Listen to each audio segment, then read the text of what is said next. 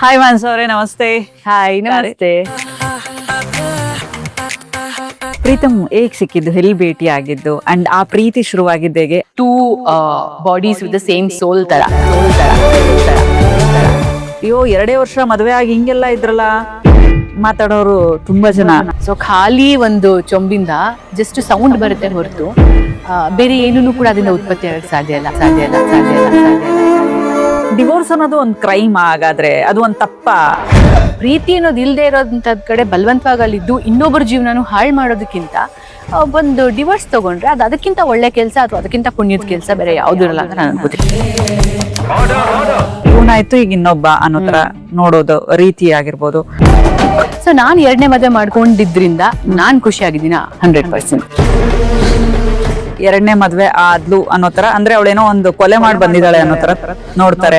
I really don't care. ಗೊತ್ತಾ, ಈಗ ಇರುವಂತ ಹಸ್ಬೆಂಡ್ ಹೆಂಗಿದೆ ಲೈಫ್ ಅವ್ರ ಜೊತೆಗೆ? 100ಗೆ 10,000% ಅಷ್ಟು ನನ್ನ ಪ್ರೀತಿ ಮಾಡುವಂತ ಗಂಡ ನನಗೆ ಸಿಕ್ಕಿದಾಗ ಸೊ ಎಲ್ಲಾನು ಕೂಡ ಇವಾಗ ಮತ್ತೆ ಬಂದಿದೆ. ಅವರವರ ಒಂದು ಯೋಚನಾ ಶಕ್ತಿ ಅವರವರ ಯೋಗ್ಯತೆನ ತೋರಿಸುತ್ತೆ ಅನ್ನೋದು ಬಿಟ್ರೆ ನಮ್ಗದೇನು ಆಗ್ಬೇಕಾಗಿಲ್ಲ.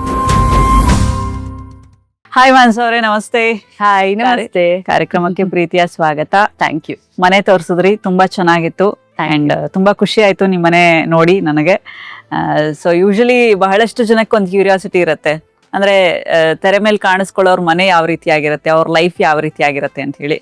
ತುಂಬಾ ಚೆನ್ನಾಗಿದೆ ನಿಮ್ಮ ಮನೆ. ಥ್ಯಾಂಕ್ ಯು ಸೋ ಮಚ್ ತೋರಿಸಿದ್ದಕ್ಕೆ. ಎಸ್ ಮಾನ್ಸ, ಹೇಗಿದೆ life after delivery? After delivery it's good, very nice. ಅಂದರೆ ಫಸ್ಟ್ 1 ಮಂತು ಅಂದರೆ ಒಂದು ಸ್ವಲ್ಪ ಕಷ್ಟ ಆಯಿತು. Because it's a very new identity ಅಲ್ಲ, ಬೀಯಿಂಗ್ ಅ ಮದರ್. ಸೊ ಅಂದರೆ ನನಗೆ ಏನು ಮಾಡ್ತಾ ಇದ್ದೀನಿ, ಏನಾಗ್ತಿದೆ, ಸೊ ಏನು ಮಾಡಬೇಕು, ಅಥವಾ ಈಗ ಮಗು ಹತ್ತಾಗ ಅದನ್ನು ಹೇಗೆ ಸಮಾಧಾನ ಮಾಡಬೇಕು, ಏನು ಕೂಡ ಒಂಥರ ಎಲ್ಲಾನು ಹೊಸ ಎಕ್ಸ್ಪೀರಿಯನ್ಸು. ಸೊ ಫಸ್ಟ್ ಮಂತು ಅದು ಒಂಥರ ಈ ಪೋಸ್ಟ್ ಪಾರ್ಟಮ್ ಡಿಪ್ರೆಷನ್ವರೆಗೂ ಹೋಗಲಿಲ್ಲ, ಬಟ್ ಪೋಸ್ಟ್ ಪಾರ್ಟಮ್ ಬ್ಲೂಸ್ ಅಂತಾರಲ್ಲ, ಸೊ ಆ ಥರ ಇತ್ತು. ಅಂದರೆ ಸಿಕ್ಕಾಪಟ್ಟೆ ಹೆದರಿಕೆ ಆಗೋದು, ಆಮೇಲೆ ಸುಮ್ಮನೆ ಅಳು ಬರೋದು, ಆಮೇಲೆ ಏನು ಮಾಡಬೇಕು, ಏನಾಗ್ತಿದೆ ಲೈಫಲ್ಲಿ ಕರೆಂಟ್ಲಿ ಅಂತ ಏನೋ ಗೊತ್ತಾಗದೇ ಇರೋದು, ಆ ಥರ ಇತ್ತು. ಆ್ಯಂಡ್ ಇವಾಗ ಇಟ್ಸ್ ಬೀನ್ ಪಾಸ್ಟ್ 45 ಡೇಸ್, ಇವಾಗ ಆಲ್ಮೋಸ್ಟ್ 45 ಡೇಸ್ಗಿಂತ ಜಾಸ್ತಿ ಆಯಿತು. ಸೊ ಹಾಗಾಗಿ ಇವಾಗ ಎಲ್ಲಾನು ಕೂಡ ಒಂದು ಕಡೆ ಸೆಟ್ಲ್ ಆಗಿದೆ. ಸೊ ಐ ಫೀಲ್ ದಟ್ ಅಂದರೆ I am back, I am myself ಅಂತ ಅನ್ಸುತ್ತಲ್ಲ. ಸೊ ಆ ಥರ ಒಂದು ಸಿನಾರಿಯೋ ಇವಾಗ. ಸೊ ಇವಾಗ ಮತ್ತೆ ನನಗೆ ಒಂದು ಉತ್ಸಾಹ ಆಗಿರ್ಬೋದು ಅಥವಾ ಲೈಫ್ ಬಗ್ಗೆ ಮತ್ತೆ ಕಾನ್ಫಿಡೆನ್ಸ್ ಆಗಿರ್ಬೋದು, ಸೊ ಎಲ್ಲಾನು ಕೂಡ ಇವಾಗ ಮತ್ತೆ ಬಂದಿದೆ. ಓಕೆ, ಈ ಪೋಸ್ಟ್ ಮಾರ್ಟಮ್ ಡಿಪ್ರೆಷನ್ ಬಹಳಷ್ಟು ಜನ ಇದಕ್ಕೆ ಒಳಗಾಗ್ತಾರೆ, ಅಂದ್ರೆ ಬಾಣಂತಿ ಸನ್ನೆ ಅಂತ ಹೇಳಿ ಕರೀತಾರೆ. ಸೊ ಹೆಂಗೆ ಲಿಟ್ರಲಿ ಅದು ಆಗತ್ತಾ? ಬಾಣಂತಿ ಸನ್ನೆ ನಿಜವಾಗ್ಲೂ ಎಲ್ಲಾ ಹೆಣ್ಮಕ್ಳಿಗೆ ಆಗುವಂತದ್ದ ಹೇಗೆ ಅಂತ? ಆ ತರದ್ ಏನಾದ್ರು ಫೇಸ್ ಅಲ್ಲಿ ಯಾವ್ದಾದ್ರು ಒಂದು ಪಾಯಿಂಟ್ ಅಲ್ಲಿ ಟಚ್ ಆಗಿದ್ದಿದೆ ನಮ್ಮ ಮಾನ್ಸ ಅಂತ? ಅಂದ್ರೆ ಸನ್ನಿ ದಟ್ ಇಸ್ ಅಂದ್ರೆ ಡಿಪ್ರೆಷನ್ ವರ್ಗೂನು ಕೂಡ ಅದು ಹೋಗಿಲ್ಲ. ಬಟ್ ಲೈಕ್ ಐ ಸೆಡ್, ಈ ಪೋಸ್ಟ್ ಪಾರ್ಟಮ್ ಬ್ಲೂಸ್ ಬೇರೆ ಅಥವಾ ಡಿಪ್ರೆಷನ್ ಬೇರೆ ಅಂತ ಕರಿಬಹುದು. ಡಿಪ್ರೆಷನ್ ಅಂತಂದ್ರೆ ಪರ್ಸಿಸ್ಟೆಂಟ್ ಆಗಿ. ಈಗ ನನಗೆ ಆ ಒಂದು ಅದೇ ಹೇಳಿದ್ನಲ್ಲ, ಭಯ, ತಳಮಳ, ಆಂಗ್ಸೈಟಿ, ಆಮೇಲೆ ಮಗುನ ಹೇಗೆ ಹ್ಯಾಂಡಲ್ ಮಾಡ್ಬೇಕು ಅಂತ ಗೊತ್ತಿಲ್ಲ. ನಮ್ದೇ ಸ್ವಂತ ಮಗು ಆದ್ರೂ ಕೂಡ ಅದನ್ನ ನೋಡಿದಾಗೆಲ್ಲ ಭಯ ಆಗ್ತಿರುತ್ತೆ. ಬಿಕಾಸ್ ಇಲ್ ಬಿ ಸೋ ಫ್ರೆಜೈಲ್ ಅಂಡ್ ಅದ್ ಅತ್ತಾಗ ಭಯ ಆಗ್ತಾ ಇರುತ್ತೆ. ಒಂಥರ ಭಯ, ಅದು ತುಂಬಾ ವಿಚಿತ್ರವಾದಂತ ಒಂದು ಫೇಸು. ನಮ್ದೇ ಮಗು ಇಷ್ಟ ದಿವಸ ನಮ್ಮ ಹೊಟ್ಟೆನಲ್ಲೇ ಇದ್ದು ಇವಾಗ ಈ ಪ್ರಪಂಚಕ್ಕೆ ಬಂದಿರುವಂತ ಮಗು, ಬಟ್ ಅದನ್ನ ನೋಡಿದ್ರೆ ಒಂಥರ ಭಯ ಆಗೋ ತರ ಫೇಸ್. ನನ್ಗಂತೂ ಈ ತರ ಇತ್ತು. ಬೇರೆಯವ್ರಿಗೆ ಯಾವ ತರ ಅವ್ರವ್ರ ಅನುಭವಕ್ಕೆ ಯಾವ ತರ ಬಂದಿರುತ್ತೆ ನನಗೆ ಗೊತ್ತಿಲ್ಲ. ಕೆಲವ್ರಿಗೆ ಆ ಮಗುನ ನೋಡಿದ್ರೆ ಒಂಥರ ಅವರ್ಷನ್ ಬರ್ತಾ, ಅಯ್ಯೋ ಯಾಕೆ ನನ್ಗೆ ಈ ಮಗು ಬೇಡಪ್ಪ ಅಂತ ಒಂಥರ ಸುಸ್ತಾಗೋದಿಕ್ ಶುರು ಆಗುತ್ತೆ. ನನಗೆ ಆ ತರ ಎಲ್ಲ ಏನೂ ಆಗ್ಲಿಲ್ಲ. ಬಟ್ ನನಗೆ ಅದೇ ಬಟ್ ಭಯ ಆಗೋದು. ನನಗೆ ಆ ಮಗುನ ನೋಡಿದಾಗೆಲ್ಲ ನನ್ಗೊಂಥರ ಭಯ ಆಗೋದು, ಹೇಗೆ ಇದ್ರ ಫ್ಯೂಚರ್ ಹೇಗೆ ರೂಪಿಸೋದು, ಸೊ ಅಥವಾ ಇದು ಅತ್ತಾಗ್ಲೇನೆ ನನಗೆ ಇಷ್ಟು ಭಯ ಆಗ್ತಿದೆ, ಸೊ ಹೇಗಪ್ಪ ಇದನ್ನ ಹೇಗೆ ಲೈಫ್ ಲಾಂಗ್ ಇದನ್ನ ಹೆಂಗೆ ಇದ್ ಮಾಡೋದು, ಈ ತರ ಎಲ್ಲ. So it almost took 1 month ನನಗೆ. ಸೊ ಆ ಫೇಸ್ ಇಂದ ಲೈಕ್ ಅಂದ್ರೆ ಹೊರಗಡೆ ಬರಕ್ಕೆ, ನಾನು ಹೇಳಿದ್ನಲ್ಲ, ನನ್ನ ಕಾನ್ಫಿಡೆನ್ಸ್ ಮತ್ತೆ ರಿಟರ್ನ್ ಆಗಕ್ಕೆ, ಆ ತರ. ಸೊ ಡಿಪ್ರೆಷನ್ ಅನ್ನೋ ಸ್ಟೇಜ್ಗೆ ಇನ್ನೂ ಟಚ್ ಆಗಿರ್ಲಿಲ್ಲ. ಅದನ್ನ ಹಾಗೆ ಬಿಟ್ರೆ, ಅಂದ್ರೆ ಈ ಥಾಟ್ಸ್ ಎಲ್ಲ ಏನ್ ಮೈಂಡ್ ಅಲ್ಲಿ ಇರುತ್ತೆ, ಸೊ ಇದನ್ನ ಹಾಗೆ ಬಿಟ್ರೆ ಅಂದ್ರೆ ಒಂದಷ್ಟು ತಿಂಗಳು ಅದನ್ನ ಯಾರಿಗೂ ಹೇಳ್ಕೊಳ್ದೆ ಅಥವಾ ಯಾರು ಅದನ್ನ ಅಡ್ರೆಸ್ ಮಾಡ್ದೆ, ನಮಗ್ ನಾವೇ ಅದನ್ನ ಅಡ್ರೆಸ್ ಮಾಡ್ಕೊಳ್ದೆ ಇದ್ರೆ ಅವಾಗ ಅದು ಅದೇ ಸನ್ನಿ ಅಂತ ನೀವು ಕರ್ಸಲ್ಲ, ಅಥವಾ ಪೋಸ್ಟ್ ಪಾರ್ಟಮ್ ಡಿಪ್ರೆಷನ್ ಅಂತ ಅದು ಆಗುತ್ತೆ. ಆದ್ರೆ ತುಂಬಾ ಮಾನ್ಸ ಅವ್ರೆ, ಯಾಕೆಲ್ರು ಇದನ್ನ ಫೇಸ್ ಅಲ್ಲಿ ಹೋಗ್ತೀವಿ ಅಂತಂದ್ರೆ, ಈ ನಿದ್ದೆ ಇರಲ್ಲ, ಊಟ ಅಷ್ಟೇ ನಾವು ಇಷ್ಟಪಟ್ಟು ತಿನ್ನೋ ಹಾಗಿರಲ್ಲ, ಆಮೇಲೆ ರಾತ್ರಿ ನಿದ್ದೆ ಆಗ್ತಾ ಇರಲ್ಲ, ಸೊ ಈ ತರದೆಲ್ಲ ನಡೆಯುತ್ತೆ. ಸೊ ಮಾನ್ಸ ಅವ್ರಿಗೆ ಹೆಂಗಿದೆ ಅಂದ್ರೆ ಊಟದ ವಿಚಾರದಲ್ಲಿ, ನಿದ್ದೆ ವಿಚಾರದಲ್ಲಿ? ಇಲ್ಲ, ಸೊ ನಾನು ಆ ಥರ ತುಂಬಾ ಈ ಒಂದು ಈ ಸ್ಟ್ರಿಂಜೆಂಟ್ ಪ್ರಾಕ್ಟೀಸಸ್ ಅಂತ ಏನ್ ಕರೀತಾರೆ ಅದನ್ನೆಲ್ಲ ಏನು ಮಾಡ್ತಿಲ್ಲ. ಅಂದ್ರೆ ಫಾರ್ ಎಕ್ಸಾಂಪಲ್ ಇವಾಗ ನೀರ್ ಕುಡಿಯೋ ಹಾಗಿಲ್ಲ, ಅಥವಾ ಇದು ಏನಂತಾರೆ ಗಾಳಿ ಬೆಳಕಿಗೆ ಎಲ್ಲೂ ಬರೋಂಗಿಲ್ಲ, ಡಾರ್ಕ್ ರೂಮ್ ಅಲ್ಲೇ ಇರ್ಬೇಕು. ಆಮೇಲೆ ಈಗ ಪಥ್ಯ ಅಂದ್ರೂ ಕೂಡ ನಾನ್ ಕೇಳಿರೋ ಮಟ್ಟಿಗೆ ಅಂದ್ರೆ ಹಣ್ಣುಗಳು ತಿನ್ನೋ ಹಾಗಿಲ್ಲ, ವೆಜಿಟೇಬಲ್ಸ್ ತಿನ್ನೋ ಹಾಗಿಲ್ಲ, ಬರೀ ಅನ್ನ ಸಾರು, ಮತ್ತೆ ಕೆಲವು ಕಮ್ಯುನಿಟೀಸ್ ಅಲ್ಲಿ ಬರೀ ಬ್ರೆಡ್, ರಸ್ಕು ಈ ತರದೆಲ್ಲ ತಿನ್ಕೊಂಡಿರ್ಬೇಕು ಆ ತರದ್ದು. ಬಟ್ ನನಗೆ ಐ ಮೀನ್ ಈ ತರ ಯಾರೇ ಈ ತರ ಡಯಟ್ ಮಾಡಿದ್ರು, ಪ್ರಾಕ್ಟೀಸಸ್ ಮಾಡಿದ್ರು, ನನ್ಗೆ ಅದ್ರ ಅಗೇನ್ಸ್ಟ್ ಏನಿಲ್ಲ. ಅದು ಅವ್ರವ್ರಿಗಿರುವಂತ ನಂಬಿಕೆ, ಅವ್ರವ್ರ ಫ್ಯಾಮಿಲಿಲಿ ಫಾಲೋ ಮಾಡ್ಕೊಂಡು ಬರುವಂತ ಟ್ರೆಡಿಷನ್ಸ್. ಬಟ್ ನನಗೆ ನನ್ನ ಅಮ್ಮಂಗೆ ನಾನು ಮುಂಚೆನೆ ಹೇಳ್ಬಿಟ್ಟಿದ್ದೆ ನಮ್ಮ ತಾಯಿ ಕೂಡ ಆ ತರ ಎಲ್ಲ ಡಯಟ್ ಅನ್ನ ಮಾಡ್ಕೊಂಡಿದ್ರಂತೆ. ಅಂದ್ರೆ ನಮ್ಮ ಅಜ್ಜಿ ಅವ್ರಿಗೆ ನೀರು ಎಲ್ಲ ಏನು ಕೊಡ್ತಿರ್ಲಿಲ್ಲ, ಈ ತರ ಹಣ್ಣು ಹಂಪ್ಲು ವೆಜಿಟೇಬಲ್ಸ್ ಎಲ್ಲ ಏನು ಕೊಡ್ತಿರ್ಲಿಲ್ಲ. ಈ ತರ ನಾನು ಅಮ್ಮಂಗೆ ಮುಂಚೆನೆ ಹೇಳ್ಬಿಟ್ಟಿದ್ದೆ. ಡಾಕ್ಟರ್ ಹತ್ರ ಕೂಡ ನಮ್ಮ ತಾಯಿಗೆ ನಾನು ಮಾತಾಡ್ಸಿದ್ದೆ, ಸಾಕಷ್ಟು ಪಾಡ್ಕಾಸ್ಟ್ಗಳನ್ನೆಲ್ಲ ಕೇಳಿಸಿದ್ದೆ. ದಟ್ ನನಗೆ ಈ ತರದ್ದೊಂದು ಇದನ್ನ ಫಾಲೋ ಮಾಡಕ್ ನನ್ಗೆ ಇಷ್ಟ ಇಲ್ಲ. ನಾನು ಹೇಗೆ ಪ್ರೆಗ್ನೆನ್ಸಿನಲ್ಲಿ ಒಂದು ಬ್ಯಾಲೆನ್ಸ್ ನ್ಯೂಟ್ರಿಷಿಯಸ್ ಡಯಟ್ ಅನ್ನ ತಗೋತಾ ಇದ್ನೋ ಈಗಲೂ ಹಾಗೆ ತಗೊಳ್ಳೋದು ಅಂತ. So diet was sorted. ಆ ಥರ ನಾನು ಚೆನ್ನಾಗಿ ಇವಾಗಲೂ ಕೂಡ like I said it's only being 48 days or something. But ನಾನು ಚೆನ್ನಾಗಿ ನೀರು ಕುಡಿತೀನಿ. ಆಮೇಲೆ ಎಲ್ಲ ನ್ಯೂಟ್ರಿಷಿಯಸ್ ಮೀಲ್ ಇದ್ದೇ ಇರುತ್ತೆ. ಕಾರ್ಬೋಹೈಡ್ರೇಟ್ಸು, ಪ್ರೋಟೀನು, ಫೈಬರು, ಆಮೇಲೆ ಪ್ರೋಬಯೋಟಿಕ್ಸು, ಗುಡ್ ಫ್ಯಾಟ್ಸು ಎಲ್ಲ ಇನ್ಕ್ಲೂಡ್ ಆಗಿರುವಂಥ 2 ಮೀಲ್ ತಗೊಳ್ತೀನಿ ನಾನು ಇವಾಗಲೂ ಕೂಡ. ಹಣ್ಣುಗಿನ್ನೆಲ್ಲ ತಗೊಳ್ಳೋದಕ್ಕೆ ಯಾವುದೇ ಥರ ರೆಸ್ಟ್ರಿಕ್ಷನ್ ನಾನು ಮಾಡ್ಕೊಂಡಿಲ್ಲ. ಸೊ ಫುಡ್ ಆ ರೀತಿ ಸಾರ್ಟ್ ಔಟ್ ಆಗಿತ್ತು. ಆ್ಯಂಡ್ ಸ್ಲೀಪ್ ಅನ್ನೋದು ಲಕಿಲಿ ನನ್ನ ಮಗ ತುಂಬಾ ಈಗ ಹೇಳ್ತಾರಲ್ಲ ತೀರಾ ಅಂತಂದ್ರೆ ಆತರ ಮಲ್ಕೊಳ್ಳೋದಕ್ಕೆ ತುಂಬಾ ರಚೆ ಆತರ ಇಲ್ಲ. ಫಸ್ಟ್ 1 week ಏನೋ ಸ್ವಲ್ಪ ರಾತ್ರಿ ಮಲ್ಕೊಳ್ಳೋದಕ್ಕೆ ಅವನಿಗೆ ಕಷ್ಟ ಆಯ್ತು, ಬಿಕಾಸ್ ಸರ್ಕೇಡಿಯನ್ ರಿದಮ್ ಇನ್ನೂ ಸೆಟ್ ಆಗಿರಲ್ಲ ಅಂತ. ಆಮೇಲೆ ಇವಾಗ ಅವ್ನು ಜಸ್ಟ್ 2 ಫೀಡಿಗೆ ಎದ್ದೇಳ್ತಾನೆ ಅಷ್ಟೇ ರಾತ್ರಿ ಹೊತ್ತು. ಸೊ ಕಂಟಿನ್ಯೂಸ್ ಆಗಿ ಒಂದು 4 hours ವರ್ಗೂ ಮಲ್ಕೋತಾನೆ. ಸೊ ರಾತ್ರಿ ಅಟ್ ಸ್ಟ್ರೆಚ್ ಒಂದು 8 hours ನಿದ್ದೆ ಅಂತ ಅಂದ್ರೆ ಅದ್ರಲ್ಲಿ ಮ್ಯಾಕ್ಸಿಮಮ್ 2 ಸಲ ಎದ್ದೇಳ್ತಾನೆ ಅಷ್ಟೇ. ಸೊ ಮಧ್ಯೆ ಮಧ್ಯೆ ಎದ್ದೇಳೋದು, ರಚ್ಚೆ ಹಿಡಿಯೋದು, ಸೊ ಆ ಥರದ್ದೆಲ್ಲ ಏನೂ ಮಾಡ್ತಿಲ್ಲ. ಸೊ ಲಕಿಲಿ ಸೋಫಾರ್ ಯಾ ನೈಸ್. ಓಕೆ, ಬಹಳಷ್ಟು ಜನ ಹೆಣ್ಮಕ್ಳು ಇತ್ತೀಚೆಗೆ ಇರುವಂತಹ ಹೆಣ್ಮಕ್ಳು ಹೆಂಗೆ ಅಂದ್ರೆ, ಅವಾಗೆಲ್ಲ ನಮ್ಮ ಅಮ್ಮಂದ್ರು ಹೇಳೋರು, ಅಯ್ಯೋ ನಿಮ್ಮಂಗೆ ನಾವು ಅಡ್ಡಾಡ್ತಾನೆ ಇರ್ಲಿಲ್ಲ, ಈಗೇನ್ 1.5 ತಿಂಗಳಾಗಿದೆ ಅಷ್ಟೇ ಅಡ್ಡಾಡ್ತಾರೆ, ಆಕ್ಚುಲಿ ಬರಬಾರ್ದು, ಹೊರಗಡೆ ಎಲ್ಲ ಬರಬಾರ್ದು, ಡಾರ್ಕ್ ರೂಮ್ ಅಲ್ಲಿ ಇರ್ಬೇಕು, ಆಮೇಲೆ ಇದೇ ರೀತಿ ಫುಡ್ ನ ಫಾಲೋ ಅಪ್ ಮಾಡ್ಬೇಕು, ಖಾರ ತಿನ್ನೋ ಆಗಿಲ್ಲ, ಹಾಗೆ ಹೀಗೆ ಅಂತ ಹೇಳ್ತಾರೆ. ಬಟ್ ಈಗ ಹೆಂಗೆ ಅಂದ್ರೆ ಜಸ್ಟ್ ಇನ್ನು ಡೆಲಿವರಿ ಆಗಿ 1 month ಆಗಿರಲ್ಲ, ಹೊರಗಡೆ ಬಂದ್ಬಿಡ್ತಾರೆ. ಬಾಣಂತನ ಅನ್ನುವಂಥದ್ದು ಆ ಒಂದು ನೀಟಾಗಿ ಅದನ್ನ ಫಾಲೋ ಅಪ್ ಮಾಡಲ್ಲ. ಸೊ ಮುಂದೆ ಅದು ಪ್ರಾಬ್ಲಮ್ ಆಗತ್ತೆ ಅಂತ ಹೇಳ್ತಾರೆ. ಈಗ ಇರುವಂತಹ ಜನರೇಷನ್ ಅಂದ್ರೆ ಈಗ ಬಾಣಂತನ ಹೆಣ್ಮಕ್ಳಿಗೆ ಏನ್ ಹೇಳ್ತೀರಾ ಮಾನ್ಸ? ಲೈಕ್ ಐ ಸೈಡ್, ಈಗ ನೋಡಿ ನನಗೆ ಅದನ್ನೆಲ್ಲ ಫಾಲೋ ಮಾಡ್ಕೊಂಡಿರೋರು ತಪ್ಪು ಮಾಡಿದ್ದಾರೆ ಅಂತಾನು ನಾನು ಹೇಳಲ್ಲ, ಅಥವಾ ಆ ಥರ ಫಾಲೋ ಮಾಡ್ಕೊಂಡಿರೋರ್ಗೆ ಈಗ ಪ್ರಾಬ್ಲಮ್ಸ್ ಆಗಿದ್ಯಾ ಆಗಿಲ್ವಾ ಅನ್ನೋದನ್ನು ಕೂಡ ಅವ್ರು ಅನಲೈಸ್ ಮಾಡ್ಕೋಬೇಕು. ನನಗೆ ಆ ರೀತಿ ಒಂದು ಬಾಣಂತನದಲ್ಲಿ ಯಾವುದೇ ತರದ ಒಂದು ನಂಬಿಕೆ ಬರ್ಲಿಲ್ಲ. ಅಂದ್ರೆ ನನಗೆ ಅದು ನಂಬಿಕೆ ಹುಟ್ಟಿಸೋ ಅಂತ ಒಂದು ವ್ಯಾಲಿಡ್ ರೀಸನ್ಸ್ ಕೊಡುವಂತವ್ರು ಕೂಡ ನನಗೆ ಯಾರು ಇರ್ಲಿಲ್ಲ. ಈಗ ಫಾರ್ ಎಕ್ಸಾಂಪಲ್, ಒಬ್ಬ ಮನುಷ್ಯ ಹುಟ್ಟದಾಗಿಂದ ಇವಾಗ ಕೊನೆ ಸಾಯೋವರೆಗೂ ಕೂಡ ನೀರ್ ಕುಡಿಯೋದು ಎಲ್ಲದಕ್ಕಿಂತ ಇಂಪಾರ್ಟೆಂಟು. ಆಮೇಲೆ ಈಗ ನೀರ್ ಕುಡಿಯೋದ್ರಿಂದಾನೇ ನಮ್ಮ ರಕ್ತ ಚೆನ್ನಾಗಿರೋದು. ನಮ್ಮ ರಕ್ತ ಚೆನ್ನಾಗಿದ್ದಾಗ್ಲೇನೆ ಮಗುಗೆ ನಾವು ಒಳ್ಳೆ ಹಾಲು ಕುಡ್ಸಕ್ಕಾಗೋದು, ಹಾಲು ಉತ್ಪತ್ತಿ ಆಗೋದು. ಸೊ ಈ ತರ ಇರ್ಬೇಕಾದ್ರೆ ಹಾಗೆ ನೀರ್ ಯಾಕೆ ಕುಡಿಬಾರ್ದು ಅನ್ನೋದಕ್ಕೆ ನನಗೆ ಎಲ್ಲೂ ಕೂಡ ಒಂದು ವ್ಯಾಲಿಡ್ ರೀಸನ್ ಅನ್ನೋದು ನನಗೆ ಸಿಗ್ಲಿಲ್ಲ. ಆಮೇಲೆ ನಮ್ಮ ತಾಯಿಗೂ ಕೂಡ ಅದಕ್ಕೆ ಹೌದಲ್ವಾ ನೀರ್ ಯಾತಕ್ಕೋಸ್ಕರ ಕುಡಿಬಾರ್ದು ಅನ್ನೋದಕ್ಕೆ ನಮ್ಮ ತಾಯಿಗೂ ಎಕ್ಸಾಕ್ಟ್ ರೀಸನ್ ಅನ್ನೋದು ಗೊತ್ತಿಲ್ಲ. ನಮ್ಮಮ್ಮ ನನಗೆ ಹೇಳಿದ್ರು, ನಾನು ಪಾಲಿಸಿದೆ ಅಷ್ಟೇ, ಅವ್ರಿಗೆ ಗೊತ್ತಿದ್ದು. ಬಟ್ ನನಗೆ ನಾನು ಡಾಕ್ಟರ್ನ ಕೇಳಿದಾಗ ಎಲ್ಲಾ ಡಾಕ್ಟರ್ಸ್ ಕೂಡ ಸಜೆಸ್ಟ್ ಮಾಡೋದು ನೀರ್ ಕುಡಿಲೇಬೇಕು, ಕುಡ್ದಾಗ್ಲೇನೆ ನಿಮ್ಗೂ ಕೂಡ ಒಳ್ಳೆ ರಿಕವರಿ ಆಗೋದು ಅಂಡ್ ಒಳ್ಳೆ ಹಾಲು ಬರೋದು ಅಂಡ್ ಮಗುಗೆ ನೀವು ಅದನ್ನ ಕೊಡಕ್ಕಾಗೋದು. ಸೊ ಇಟ್ಸ್ ಅಟ್ಮೋಸ್ಟ್ ಇಂಪಾರ್ಟೆಂಟ್ ಅಂತ. ಸೊ ಡಾಕ್ಟರ್ಸ್ ಹೇಳೋದ್ರಲ್ಲಿ ಒಂದು ರೀಸನ್ ಇದೆ ಅಂತ ನನಗನ್ನಿಸ್ತು. ಆಬ್ವಿಯಸ್ಲಿ ಅದು ತುಂಬಾ ಕಾಮನ್ ಬೇಸಿಕ್, ಇದು ನೀರ್ ಕುಡ್ದಾಗ್ಲೇ ರಕ್ತ ಚೆನ್ನಾಗಿರುತ್ತೆ, ರಕ್ತ ಚೆನ್ನಾಗಿದ್ದಾಗ್ಲೇ ಇದೆ. ಆದ್ರೆ ಬಿಸಿನೀರೇ ಕುಡಿಬೇಕು ಅಂತ.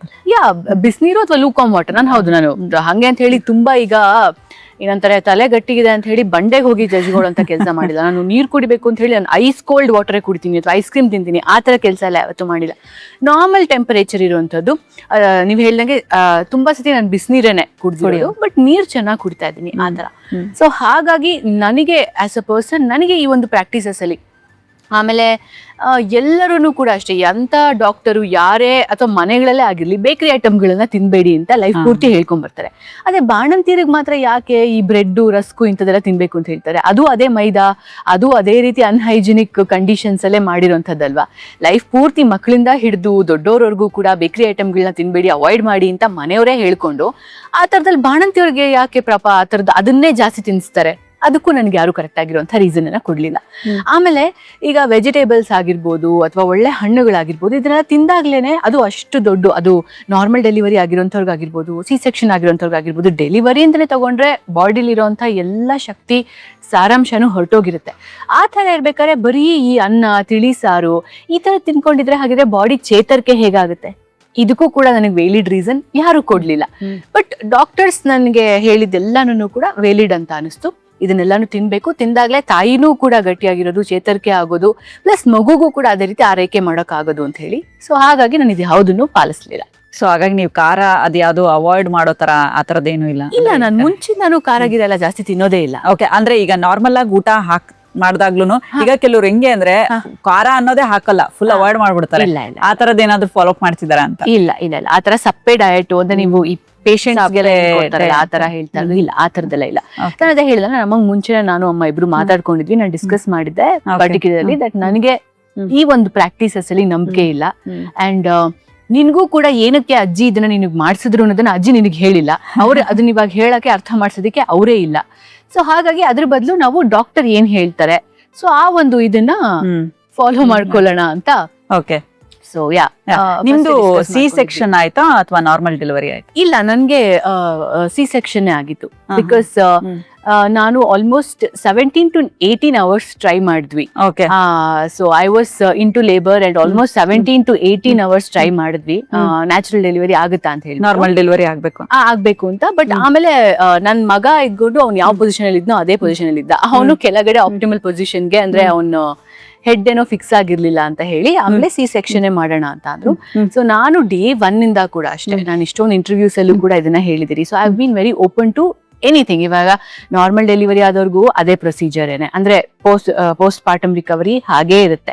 C-section ಆದವ್ರಿಗೂ ಕೂಡ ಅದೇ ತರಾನೇ. ಒಬ್ಬೊಬ್ರಿಗೆ ಒಂದೊಂದ್ ತರ ಒಂದ್ ಸ್ವಲ್ಪ ಡಿಫ್ರೆನ್ಸಸ್ ಇರ್ಬೋದು, ರಿಕವರಿ ಒಂದ್ ಸ್ವಲ್ಪ ಡಿಫ್ರೆನ್ಸ್ ಆಗ್ಬೋದು ಅನ್ನೋದು ಬಿಟ್ರೆ, ಸೊ ಪೋಸ್ಟ್ ಪಾರ್ಟಮ್ ಜರ್ನಿ ಅನ್ನೋದು ಇಟ್ಸ್ ಆಲ್ಮೋಸ್ಟ್ ದ ಸೇಮ್.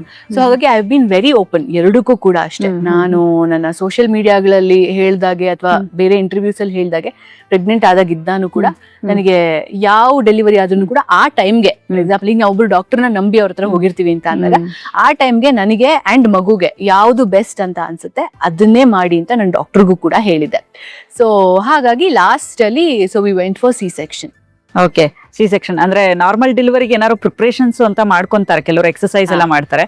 ಮಾನ್ಸ ಅವ್ರು ಏನಾದ್ರು ನಾರ್ಮಲ್ ಡೆಲಿವರಿಗೆ ಈ ಎಕ್ಸರ್ಸೈಸ್ ಆಮೇಲೆ ಒಂದಷ್ಟು ಅದಕ್ಕೆ ಆದಂತ ಒಂದು ಪ್ರಿಪ್ರೇಷನ್ಸ್ ಏನಾದ್ರು ಮಾಡ್ಕೊಂಡಿದ್ರಾ ಅಂತ? Yeah definitely. ನಾನು ಅದೇ ಹೇಳಿದ್ನಲ್ಲ, ಲೈಕ್ ನಾನು ಎಷ್ಟೊಂದು ವ್ಲಾಗ್ಸ್ ಕೂಡ ಮಾಡಿ ಹಾಕಿದ್ದೀನಿ. ನಾನು ಯೋಗ ಮಾಡ್ತಾ ಇದ್ದೆ, ಜಿಮ್ ಹೋಗ್ತಾ ಇದ್ದೆ, ಅಂಡ್ ಪರ್ಟಿಕ್ಯುಲರ್ಲಿ ಈ ಪ್ರಿನ್ಯಾಟಲ್ ಯೋಗ ಅಂದ್ರೆ ನಾರ್ಮಲ್ ಡೆಲಿವರಿಗೆ ಹೆಲ್ಪ್ ಆಗುವಂತ ಒಂದು ಯೋಗ ಇದೆಲ್ಲ ಬರುತ್ತೆ, ಅದನ್ನೂ ಕೂಡ ಎಲ್ಲ ನಾನು ಮಾಡಿದ್ದೆ. ಬಟ್ ಈ ಯಾವ ಇದ್ರಲ್ಲೂ ಕೂಡ ಅದು ಯೋಗ ಪ್ರಾಕ್ಟೀಷನರ್ಸ್ ಆಗಿರ್ಬೋದು ಅಥವಾ ನಮ್ಗೆ ಯಾರು ನೀವು ಯಾವುದೇ ಒಂದು ಯೂಟ್ಯೂಬ್ ಅಲ್ಲಿ ಯಾರು ಯೋಗ ಹೇಳ್ಕೊಡೋದು ಅದಾಗಿರ್ಬೋದು, ಡಾಕ್ಟರ್ ಆಗಿರ್ಬೋದು, ಯಾರು ಕೂಡ ನೀವು ಈ ಯೋಗ ಮಾಡೋದ್ರಿಂದ ನಿಮ್ಗೆ 100% ನ್ಯಾಚುರಲ್ ಡೆಲಿವರಿ ಆಗುತ್ತೆ ಅಂತ ಯಾರು ಗ್ಯಾರಂಟಿ ಕೊಡಲ್ಲ. ಆಗ್ಬೋದು ಅಥವಾ ಆ ಪರಿಸ್ಥಿತಿಗೆ ಅನುಗುಣವಾಗಿ ಆಗದೇನು ಇರ್ಬೋದು. ಸೊ ಬಟ್ ಮಾಡೋದ್ರಲ್ಲಿ ತಪ್ಪೇನಿದೆ? ಈಗ ಯೋಗ ಮಾಡೋದ್ರಲ್ಲಿ ಅಥವಾ ಎಕ್ಸರ್ಸೈಸ್ ಮಾಡೋದ್ರಲ್ಲಿ ತಪ್ಪೇನಿದೆ? ಅದ್ ಮಾಡಿದ ತಕ್ಷಣ ಹೀಗೆ ಆಗ್ಬೇಕು ಅಂತ ಅಲ್ಲ. ಒಂದು ನಮ್ಗೆ ಒಂದು ಎಂಪವರ್ಡ್ ಫೀಲಿಂಗ್ ಇರುತ್ತೆ, ನಾನ್ ಮಾಡಿದೀನಿ ಅನ್ನೋಂತ ಸಮಾಧಾನ ಇರುತ್ತೆ. ಈಗ ಇದನ್ನೆಲ್ಲ ಏನು ಮಾಡ್ದಿಲ್ಲ ನನಗೆ C-section ಆಗ್ಬಿಟ್ಟಿದ್ರೆ ನನಗೆ ಯಾವಾಗ್ಲೂ ಕೂಡ ಮೈಂಡಲ್ಲಿ ಅದು ಇದ್ದಿರೋದೇನೋ, ಓ ಮೇ ಬಿ ನಾನು ಯೋಗ ಇದೆಲ್ಲ ಟ್ರೈ ಮಾಡಿದ್ರೆ ನನಗೆ natural delivery. First of all ನನಗೆ ಇದು ಎರಡರಲ್ಲಿ ಯಾವ್ದಾದ್ರೂ ನನಗೆ ಅಥವಾ ನನ್ನ ಮೈಂಡಲ್ಲಿ ನನಗೆ ಇಂಥದ್ದೇ ಪರ್ಟಿಕ್ಯುಲರ್ ಆಗಬೇಕು ಅನ್ನೋದು ನನಗೆ ಇರಲೇ ಇಲ್ಲ. ಬಟ್ ಎಲ್ಲೋ ಒಂದ್ ಕಡೆ ಅದು ಅನ್ಸಿರೋದೇನು, ಹೀಗೆ ಮಾಡಿದ್ರೆ ನ್ಯಾಚುರಲ್ ಡೆಲಿವರಿ ಆಗಿರೋದ, ನ್ಯಾಚುರಲ್ ಡೆಲಿವರಿ ಆಗಿದ್ರೆ ಹೇಗಿರೋದು, ಆ ಥರ ಎಲ್ಲ ಏನಾದ್ರು ಒಂದು ಥಾಟ್ಸ್ ಬಂದಿರೋದೇನೋ. ಬಟ್ ಬಿಕಾಸ್ ನಾನು ಅದನ್ನೆಲ್ಲ ಮಾಡಿ ಎಲ್ಲಾ ತರ ಪ್ರಯತ್ನನೂ ಮಾಡಿ ಆಮೇಲೆ ಲಾಸ್ಟ್ ಅಲ್ಲಿ ಬಿಕಾಸ್ ನನಗೆ ನನ್ನ ಮಗು ಸುಸ್ತಾಗ್ಬಿಡುತ್ತೆ ಆಮೇಲೆ ಅಂತ ಹೇಳಿ so went for C-section. So ಹಂಗಾಗಿ ನನ್ಗೆ ಕಂಪ್ಲೀಟ್ ಆ ಜರ್ನಿದು ಒಂದು ಸ್ಯಾಟಿಸ್ಫ್ಯಾಕ್ಷನ್ ಇದೆ. ಸೊ ಹಾಗಾಗಿ ಡೆಫಿನೆಟ್ಲಿ ಯಾರೆಲ್ಲ ಪ್ರೆಗ್ನೆಂಟ್ ಇರ್ತಾರೆ, ಈ ಪ್ರಿನ್ಯಾಟಲ್ ಯೋಗ ಆಗಿರ್ಬೋದು ಎಲ್ಲಾನು ಕೂಡ ಡೆಫಿನೆಟ್ಲಿ ಮಾಡಿ. ಅಂಡ್ ಅದರಿಂದ ಯಾರು ಕೂಡ ಗ್ಯಾರಂಟಿ ಕೊಡೋದಕ್ಕೆ ನ್ಯಾಚುರಲ್ ಡೆಲಿವರಿನೇ ಆಗುತ್ತೆ ಅಂತ. ಬಟ್ ನಿಮ್ ಬಾಡಿ ಮೇಲೆ ನಿಮ್ಗೆ ಕಾನ್ಫಿಡೆನ್ಸ್ ಇರುತ್ತೆ. And also post partum recovery ಅಂತ ಏನ್ ಕರೀತಾರೆ ಅದು ತುಂಬಾನೇ ಈಸಿ ಆಗುತ್ತೆ. ನನಗೆ ಅದಂತೂ ಆಯ್ತು. ನನಗೆ ಆಲ್ಮೋಸ್ಟ್ ನಾನು ಡೆಲಿವರಿ ಮಾಡಿದ ಒಂದು 45 days ಅಷ್ಟರಲ್ಲಿ ಆಲ್ಮೋಸ್ಟ್ ನನ್ನ ವೆಯ್ಟ್ ಎಲ್ಲ ನಾರ್ಮಲ್ ಬಂದ್ಬಿಡ್ತು. ಪೋಸ್ಟ್ ಪಾರ್ಟಮ್ ಬೆಲಿ ಆಗಿರ್ಬೋದು ಅದೆಲ್ಲ ಏನೂ ಕೂಡ ನನಗೆ ಆತರ ತುಂಬಾ ಏನು ಪ್ರಾಬ್ಲಮ್ ಆಗಲಿಲ್ಲ. ದಟ್ ಇಸ್ ಬಿಕಾಸ್ ನಮ್ಮ ಬಾಡಿಗೆ ಅಥವಾ ಮಸಲ್ಸ್ಗೆ ಒಂದು ಮಸಲ್ ಮೆಮೊರಿ ಅಂತ ಇರುತ್ತೆ. ಸೊ ಅದು ಇವಾಗ ಒಂದಷ್ಟು ಒಂದು 2-3 ತಿಂಗಳು ಏನೋ ನಾವು ಗ್ಯಾಪ್ ಕೊಟ್ಟರು ಕೂಡ ನಮ್ಮ ಬಾಡಿ ನಾವೇನು ಎಕ್ಸರ್ಸೈಸ್ ಮಾಡಿರ್ತೀವಿ ಅಥವಾ ಯಾವ ಶೇಪಲ್ಲಿ ಇತ್ತು ಅದನ್ನ ಮರೆಯೋದಿಲ್ಲ. ಮತ್ತೆ ಆ ಒಂದು ಪೀರಿಯಡ್ ಆದ್ಮೇಲೆ ನಾವು ಎಕ್ಸರ್ಸೈಸ್ ಮಾಡೋದಕ್ಕೆ ಶುರು ಮಾಡಿದಾಗ ಅದೇ ತರ ಅದೇ ರಿಸಲ್ಟ್ ನ ಕೊಡ್ತಾ ಹೋಗುತ್ತೆ. ಸೊ ಆ ಇದ್ರಲ್ಲಿ ನನಗೆ ತುಂಬಾ ಹೆಲ್ಪ್ ಆಯ್ತು. ನಾನು ಮಾಡಿದ್ದೆಲ್ಲ ಎಕ್ಸರ್ಸೈಸ್ಗಳಾಗಿರ್ಬೋದು, ಯೋಗ ಆಗಿರ್ಬೋದು ಎಲ್ಲ. ಸಿ ಸೆಕ್ಷನ್ ಆದ್ಮೇಲೆ ಒಂಚೂರು ಕೇರ್ ತಗೊಳ್ಬೇಕು ಅಂತ ಹೇಳ್ತಾರೆ, ಈ ಸ್ಟಿಚಸ್ ಎಲ್ಲ ಹಾಕಿರ್ತಾರೆ, ಸೊ ಕೇರ್ ತಗೊಳ್ಬೇಕು ಅಂತ ಹೇಳ್ತಾರೆ. ಸೊ ಸಿ ಸೆಕ್ಷನ್ ಇದನ್ನ ಡೆಲಿವರಿ ಆದವ್ರಿಗೆ ಏನಾದ್ರು ಆ ತರದ್ ಏನಾದ್ರು ಫಾಲೋಅಪ್ಸ್ ಅಂತ ಏನಾದ್ರು ಇರುತ್ತಾ? ಅಂದ್ರೆ ಇಷ್ಟು ಟೈಮ್ ಎದ್ದಳಕ್ಕಾಗಲ್ಲ, ಲೈಫ್ ಪೂರ್ತಿ ಬೆನ್ನೋವು ಇರತ್ತೆ, ಆ ತರದೆಲ್ಲ ಹೇಳ್ತಾರೆ. ಸೊ ಇಲ್ಲ, ಅದೇ ಈ ತರದೆಲ್ಲ ಹೇಳ್ತಾರೆ, ಹೇಳೋದನ್ನ ನಾನು ಕೇಳಿದ್ದೆ. ಸೊ ಬಟ್ ನಾನು ಅಂದ್ರೆ ನನ್ನ ಒಂದು ಇದಕ್ಕೆ ಏನೇ ಒಂದು ಇದಾಗೋದಕ್ಕಿಂತ ಮುಂಚೆ ನಾವು ರಿಸರ್ಚ್ ಮಾಡ್ತೀವಲ್ಲ, ಒಂದು ಚಾಟ್ ಜಿಪಿಟಿ ಆಗಿರ್ಬೋದು, ಒಂದು ಇದ್ರಲ್ಲಾಗಿರ್ಬೋದು, ಅಥವಾ ಡಾಕ್ಟರ್ ಹತ್ರ ಕುತ್ಕೊಂಡು ಪರ್ಸನಲ್ ಆಗಿ ಮಾತಾಡಿದಾಗ ಒಂದು ಕಾಲದಲ್ಲಿ ಆ ತರ ಇತ್ತು. ಬಟ್ ಇವಾಗ ಅದು ಯಾವುದೇ ತರ ಕೊಡುವಂತ ಇಂಜೆಕ್ಷನ್ಸ್ ಆಗಿರ್ಬೋದು, ಅಂಡ್ ನನ್ನ ಕೇಸಲ್ಲಿ ನಂಗೆ ಬೇರೆಯವ್ರದ್ದು ಗೊತ್ತಿಲ್ಲ, because since I am not a doctor ಅವರ ಗೈನಕಾಲಜಿಸ್ಟ್, ನನಗೆ ಎಲ್ಲರ ಕೇಸು ಇದೇ ತರನೇ ಅಂತ ನಾನು ಜನರಲೈಸ್ ಮಾಡಿ ನಾನು ಮಾತಾಡಕ್ಕಾಗಲ್ಲ. ಬಟ್ ನನಗಂತೂ ಅಂಡ್ ನನ್ನ ಸಿಸ್ಟರ್ ಇನ್ ಲಾಗೂ ಕೂಡ ನನಗಿಂತ 1 month ಮುಂಚೆ ಡೆಲಿವರಿ ಆಯಿತು ಅಷ್ಟೇ. ಸೊ ನಮ್ಮಿಬ್ಬರಿಗೂ ಸಿ ಸೆಕ್ಷನೇನೆ. ಆ್ಯಂಡ್ ಸೊ ನಮ್ಮಿಬ್ಬರಿಗೂ hardly took about 1 week to recover ಅಷ್ಟೇನೆ. ಸ್ಟಿಚಸ್ಸು ಎಲ್ಲ ಆಲ್ಮೋಸ್ಟ್ ನಾರ್ಮಲ್ ಆಗೋಯ್ತು ಆ್ಯಂಡ್ ಡಿಸಾಲ್ವ್ ಆಗೋಯ್ತು. ಆ್ಯಂಡ್ ಆಲ್ಮೋಸ್ಟ್ ನೆಕ್ಸ್ಟ್ ಡೇ ಇಂದಾನೆ, ಅಂದ್ರೆ ಇವತ್ತು ಸಿಸೇರಿಯನ್ ಆಯ್ತು ಅಂದ್ರೆ ನೆಕ್ಸ್ಟ್ ಡೇ ಒಂದ್ ದಿವಸ ಸ್ವಲ್ಪ ನೋವಿತ್ತು, ಎದ್ದೇಳಕ್ಕೆಲ್ಲ ಕಷ್ಟ ಆಗ್ತಿತ್ತು. ಆ ದಿನದ ಸಾಯಂಕಾಲ ಅಥವಾ ನೆಕ್ಸ್ಟ್ ಡೇ ಮಾರ್ನಿಂಗ್ ಇಂದ ನಾವು ಆರಾಮಾಗೆಲ್ಲ ಓಡಾಡ್ಕೊಂಡಿದ್ವಿ. ನೆಕ್ಸ್ಟ್ ಡೇ ಅದೇ ಇವತ್ತು ಸಾಯಂಕಾಲ ಡೆಲಿವರಿ ಆಯ್ತು ಅಂದ್ರೆ ನೆಕ್ಸ್ಟ್ ಡೇ ಮಾರ್ನಿಂಗ್ ಇಂದಾನೆ ನಾವು ಆರಾಮಾಗಿ ಎಲ್ಲ ಓಡಾಡ್ಕೊಂಡು ನಾವು ಸ್ನಾನ ಮಾಡ್ಕೊಂಡು ಆರಾಮಾಗಿದ್ವಿ. ಸೊ ನಮ್ಮಿಬ್ಬರ ಕೇಸಲ್ಲೂ ಆ ಥರ ಏನೂ ಆಗ್ಲಿಲ್ಲ. ಅಂಡ್ ಐ ಥಿಂಕ್ ಒಂದ್ ಕಾಲದಲ್ಲಿ ಆ ಥರ ಇತ್ತು ಅನ್ಸುತ್ತೆ, ಪ್ರಾಬ್ಲಿ ನಮ್ಮ ತಾಯಿ ಜನರೇಷನ್ ಅಲ್ಲಿ ಎಲ್ಲ ಆ ಥರ ಅದು ಕೊಡೋಂಥ ಒಂದು ಎಪಿಡ್ಯೂರಲ್ ಇಂಜೆಕ್ಷನ್ ಏನಿರ್ಬೋದು ಅದು, ಅಥವಾ ಹಾಕುವಂಥ ಸ್ಟಿಚಸ್ ಎಲ್ಲ ಸಮಸ್ಯೆ ಇತ್ತು ಅನ್ಸುತ್ತೆ. ಬಟ್ ನನ್ನ ಕೇಸಲ್ಲಿ ಆ ಥರ ಏನೂ ಆಗ್ಲಿಲ್ಲ. ಓಕೆ ಮಾನ್ಸ, ಇತ್ತೀಚೆಗೆ ಇದ್ರ ಮಧ್ಯೆ ನಾವು ನೋಡ್ತಾ ಇರೋದೇನು ಅಂದ್ರೆ IVF ಸೆಂಟರ್ಗಳು ಜಾಸ್ತಿ ಆಗ್ತದೆ. ಅಂದ್ರೆ ತುಂಬಾ ಕಡೆ IVF ಸೆಂಟರ್ಸ್ ಜಾಸ್ತಿ ಆಗ್ತದೆ. ಏನ್ ಕಾರಣ ಇರ್ಬೋದು ಅನ್ಸುತ್ತೆ ನಿಮಗೆ? I think it's all about life style, ಆಮೇಲೆ ಇಟ್ಸ್ ಆಲ್ ಅಬೌಟ್ ಏಜ್ ಅನ್ಸುತ್ತೆ. ಈಗ ಮುಂಚೆ ಆಲ್ಮೋಸ್ಟ್ ಎಲ್ಲ ಸ್ಪೆಷಲಿ ಲೇಡೀಸ್, ಅಂದ್ರೆ ನನ್ನ ತಾಯಿ ಜನರೇಷನ್ ಅವ್ರನ್ನ ತಗೊಂಡ್ರೆ ಐ ಗೆಸ್ ಮ್ಯಾಕ್ಸಿಮಮ್ ಅಂದ್ರೆ ವಿತಿನ್ 25 ಆರ್ ಮ್ಯಾಕ್ಸ್ ಲೈಕ್ ಅದ್ರ ಒಳಗಡೆನೆ ಅವ್ರು 1-2 ಏನೇ ಮಕ್ಕಳನ್ನ ಪ್ಲಾನ್ ಮಾಡಿದ್ರು ಆ ಟೈಮಲ್ಲಿ ಅವ್ರು ಪ್ಲಾನ್ ಮಾಡ್ಕೊಂಡ್ಬಿಡ್ತಾ ಇದ್ರು. ಬಟ್ ಇವಾಗ ಐ ಡೋಂಟ್ ಥಿಂಕ್ ಲೈಕ್ ಯಾರೂ ಕೂಡ, ಈವನ್ ವುಮೆನ್, ನಾವು ಅಟ್ಲೀಸ್ಟ್ 30 ಆಗೋವರೆಗೂ ವಿ ವೇಟ್. ಅಂದ್ರೆ this is a completely different responsibility ಅಲ್ವಾ, ಮದುವೆ, ಮಕ್ಕಳು ಎಲ್ಲಾನು ಕೂಡ. ಆಬ್ವಿಯಸ್ಲಿ ಇವಾಗ ಒಂದು ಸಕ್ಸಸ್, ನಾವು ಒಂದು ಕೆರಿಯರ್ ಅಥವಾ ಒಂದು ಆಂಬಿಷಿಯಸ್ ಆಗಿ ಇದನ್ನ ಮಾಡಬೇಕು ಅಂತ ನಾವು ಅನ್ಕೊಂಡಾಗ ಎಲ್ಲದನ್ನು ಸಡನ್ ಆಗಿ ಬಿಟ್ಟು ಮದುವೆ, ಮಕ್ಕಳು ಅಂತ ಇದು ಮಾಡೋಕ್ಕಾಗಲ್ಲ. ಅದಕ್ಕೆ ಅಂತ ಪ್ಲಾನ್ ಮಾಡ್ಕೋಬೇಕು. ಒಂದು ಸರ್ಟನ್ ಟೈಮಲ್ಲಿ, ಈ ಫೇಸಲ್ಲಿ ಹೌದು ನಾನು ಮದುವೆ ಮಾಡ್ಕೋತೀನಿ, ನನ್ನ ಮಗು ಈ ಟೈಮಲ್ಲಿ ಮಾಡ್ಕೋತೀನಿ ಅನ್ನೋಂಥ ಒಂದು ಪ್ಲಾನಿಂಗ್ ಎಲ್ಲ ಹೆಣ್ಮಕ್ಳಿಗೂ ಇದ್ದೇ ಇರುತ್ತೆ. I guess that is also there, because at the end of the day ಯಾವುದೇ ಥರ ನೋಡಕ್ ಹೋದ್ರೂ ಕೂಡ ಸ್ಪೆಷಲಿ ಫಾರ್ ಲೇಡೀಸ್ ಒಂದು ಬಯಾಲಜಿಕಲ್ ಏಜ್ ಅಂತ ಇದ್ದೇ ಇರುತ್ತೆ. ಬಟ್ ಒಂದು 40 years ಆದವ್ರಿಗೆ ಅವ್ರಿಗೆಲ್ಲ ಮಕ್ಳು ಆಗಲ್ಲ ಅಂತ ಅಲ್ಲ, ಡೆಫಿನೆಟ್ಲಿ ಅವ್ರಿಗೂ ಕೂಡ ಆಗಿದೆ ಸಕ್ಸಸ್ಫುಲ್ ಆಗಿ. ಬಟ್ ರೇಷಿಯೋ ವೈಸ್ ಒಂದು ಸ್ವಲ್ಪ ಕಡಿಮೆ ಅಂತ ನಾನು ಅನ್ಕೋತೀನಿ. ಸೊ ಐ ಗೆಸ್ ಅದಿರಬಹುದು. And obviously science and technology advancement ಆದಂಗೆನೆ ಅದು ಜನರಿಗೆ ಎಲ್ಲ ಹೆಲ್ಪ್ ಮಾಡಕ್ಕೆ, ಈಸಿ ಆಗಕ್ಕೆ ಅಂತಾನೆ ಈ ಎಲ್ಲ ಪ್ರೊಸೀಜರ್ಸು ಕೂಡ ಬಂದಿರುತ್ತೆ. ಯಾರಿಗದ್ರ ಅವಶ್ಯಕತೆ ಇದೆಯೋ ಜೆನ್ಯೂನ್ ಆಗಿರೋಂಥ ಸೆಂಟರ್ಸ್ ಅಲ್ಲಿ ಡೆಫಿನೆಟ್ಲಿ ಅದನ್ನ ಪಡ್ಕೋಬಹುದು, ಅದ್ರಲ್ಲಿ ಏನೂ ತಪ್ಪಿಲ್ಲ. ಸಿ, ಯಾವುದೇ ಒಂದು ಅಡ್ವಾನ್ಸ್ಮೆಂಟ್ ಆಗೋದು ಕೂಡ ಮನುಷ್ಯರಿಗೆ ಒಳ್ಳೇದಾಗ್ಲಿ ಅಂತಾನೆ. ಸೊ ಇಟ್ಸ್ ಜಸ್ಟ್ ದಟ್ ನೋಡ್ಬಿಟ್ಟು ಒಳ್ಳೆ ಕಡೆ ಅಥವಾ ಒಳ್ಳೆ ನಂಬಿಕೆ ಬರುವಂತ ಡಾಕ್ಟರ್ ಹತ್ರ ಐ ಗೆಸ್ ಆ ಒಂದು ಪ್ರೊಸೀಜರ್ ಮಾಡಿಸ್ಕೊಳ್ಳೋರ್ಗೆ I think it's always beneficial ಅಂತ ನನ್ಗೆ ಅನ್ಸುತ್ತೆ. ಓಕೆ, ಮೊದಲನೇ ಬಾರಿ ಮಗು ನೋಡಿದಾಗ ಹೆಂಗಿತ್ತು feeling? It was amazing. So ಅದೇ ನಾರ್ಮಲ್ ಡೆಲಿವರಿ ಆದ್ರೂ ಸಿ ಸೆಕ್ಷನ್ ಆದ್ರೂ ಇವಾಗೆಲ್ಲ ಫುಲ್ ಏನು ಜ್ಞಾನ ಏನು ಹೋಗಲ್ಲ. Only thing is that partial ಇದಿರುತ್ತೆ. ಸೊ ನನಗೆ ಫುಲ್ಲು ಜ್ಞಾನ ಆಯಿತು, ಎಲ್ಲ ಆಯಿತು. ನಾನು ಪೋಸ್ಟೆಡ್ ಅ ವ್ಲಾಗ್ ಆಲ್ಸೋ ನನ್ನ ಒಂದು ಯೂಟ್ಯೂಬ್ ಚಾನಲಲ್ಲಿ. ಆ್ಯಂಡ್ ಒಂದೇನು ಅಂದರೆ ಇವಾಗ ಹಾಸ್ಪಿಟಲ್ಸಲ್ಲೆಲ್ಲ ನಿಮಗೆ ಡೆಲಿವರಿ ಇದನ್ನು ಕೂಡ ನೀವು ವಿಡಿಯೋ ಮಾಡ್ಕೋಬೋದು, ಫೋಟೋ ತೆಕ್ಕೋಬೋದು, ಡಾಕ್ಟರ್ಸ್ ನಿಮ್ಮ ಹತ್ರ ಮಾತಾಡ್ತಿರ್ತಾರೆ, ನೀವು ವ್ಲಾಗ್ಗಳನ್ನ ಮಾಡ್ಕೋಬೋದು, ಎಲ್ಲ ಮಾಡ್ಕೋಬೋದು. ನಾನು ನನ್ನ ಹಸ್ಬೆಂಡ್ ಆರಾಮಾಗಿ ಅಲ್ಲೂ ಒಳಗಡೆ ಎಲ್ಲ ವೀಡಿಯೋಸ್ ಮಾಡಿಕೊಂಡು ವ್ಲಾಗ್ ಮಾಡ್ಕೊಂಡು ಆರಾಮಾಗಿದ್ವಿ. ಡಾಕ್ಟರ್ ಆರಾಮಾಗಿ ಇಲ್ಲಿ hardly takes up 10 minutes or 15 minutes ಅನ್ಸುತ್ತೆ ಅಷ್ಟೇ ಮಗುನ ಆಚೆ ತೆಗಿಯಕ್ಕೆ. ಸೊ ಡಾಕ್ಟರ್ ಆರಾಮಾಗಿ ಆಪರೇಷನ್ ಮಾಡ್ಕೊಂಡು ಅವರು ಮಾತಾಡ್ತಾ ಇದ್ರು, ನಾನು ಮಾತಾಡ್ತಾ ಇದ್ದೆ, ನನ್ನ ಹಸ್ಬೆಂಡ್ ಬ್ಲಾಗ್ ಮಾಡ್ಕೋತಾ ಇದ್ರು. ಅಷ್ಟ್ರಲ್ಲಿ ಮಗು ಆಚೆ ಬಂದೇ ಬಿಟ್ಟಿತ್ತು. ಓಕೆ. ಅಂಡ್ ಫಸ್ಟ್ ಟೈಮ್ ನೋಡಿದಾಗ ನಾನು ಅದನ್ನೇ ನನ್ನ ಮಗನ್ ಕೇಳಿದೆ, ಅಷ್ಟೆಲ್ಲ ಎಕ್ಸಸೈಸು ಯೋಗ ಎಲ್ಲ ಮಾಡಿದ್ದೆ ನಾನು, ನೀನೇನು ಕರೆಕ್ಟ್ ಆಗಿ ಪೊಸಿಷನ್ಗೆ ಬರ್ಲಿಲ್ವಂತೆ ನೀನು. ನಿಮ್ ಮಗು ಜೊತೆ ಮಾತಾಡಿದ್ರ? ಮಾತಾಡ್ದೆ Okay. ಕಾಕ ಅಂತ ಇದ್ದ ಅಷ್ಟೇ. ಓಕೆ. ಅಂದ್ರೆ ಕಣ್ಣಲ್ಲಿ ನೀರ್ ತರಿಸಿದ್ದು ಅಂದ್ರೆ ಬಂದಿದ್ದು ಅಥವಾ ಆ ಫೀಲಿಂಗ್? ಇಲ್ಲ, I guess it was because of ಏನಂತಾರೆ ಅನಸ್ತೇಶಿಯಾ ಅದೇನೋ ಇದ್ಕೊಳ್ತಾರಲ್ಲ, ಅದೊಂಥರ ಒಂದು ಹ್ಯಾಪಿ ಹೈ ಇದ್ದಾಗೆ ಆಯ್ತಾ.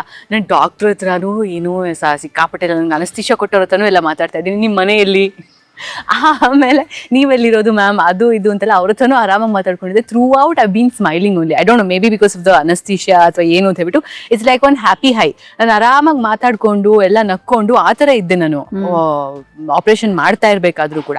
My husband was very emotional. ಅವ್ರ ಕಣ್ಣಲ್ಲಿ ನೀರು ಬಂದಿತ್ತು, ನನ್ನ ಕಣ್ಣಲ್ಲಿ ನೀರ್ಗಿರೆಲ್ಲ ಏನು ಬರಲಿಲ್ಲ.